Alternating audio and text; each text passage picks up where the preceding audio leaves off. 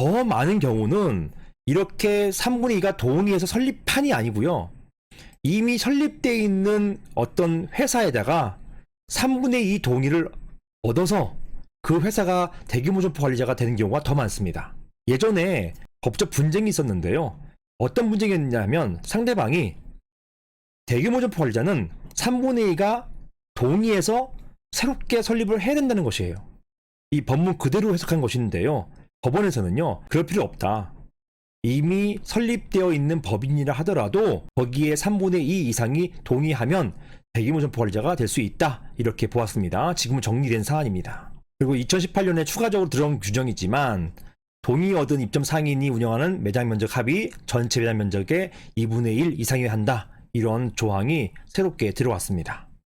이 규정이 왜 들어왔냐면 옛날에는요, 전체 예를 들어서 한 10개 층 되는 큰 쇼핑몰에서 1, 2층만 모아도 3,000제곱미터가 되는 거예요.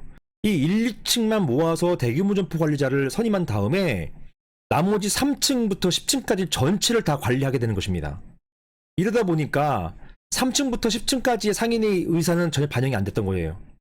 그러니까 이런 것들을 막기 위해서 적어도 1층부터 5층 절반 이상은 입점을 해서 있어야 된다. 1층부터 5층까지의 절반 이상의 입점 상인의 동의를 받아야 된다. 이런 취지 하에서 이런 규정이 들어왔던 것입니다. 자, 질문으로 돌아와서 유통산업발전법 제2조 제3호는 대규모 점포를 일정 규모 이상으로서 상시 운영되는, 아까 보셨죠? 여기처럼 상시 운영되는 매장일 것. 자, 이렇게 상시 운영되는 매장을 보유한 점포의 집단으로 정의하고 있습니다. 자, 이러한 대규모 점포에 대한 개념은 매장의 소유보다는 매장의 운영을 중심으로 한 규정이라고 볼 수 있겠습니다. 따라서 대규모 점포의 운영과 관련된 조문인 12조 1항 그리고 2항의 입점 상인에는 미임대 점포나 미분양 점포는 포함되지 않는다고 할 것입니다. 그리고 한편 현행 유통산업발전법에는 입점 상인에 관한 별도의 정의를 두고 있지는 않습니다.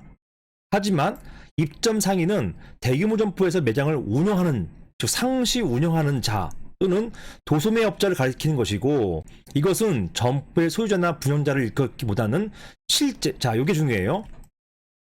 실제 영업을 하는 사람을 중심으로 규정된 개념이라 볼 수 있겠습니다. 이게 저희가 이게 쟁점이 돼가지고 지식경제부에다가 질의회신한 내용입니다. 직접 물어봤다는 것이에요. 그래서 지식경제부 유통물류과에서는 이렇게 실제 영업을 하는 사람이 입점 상인이라고 본 것이에요.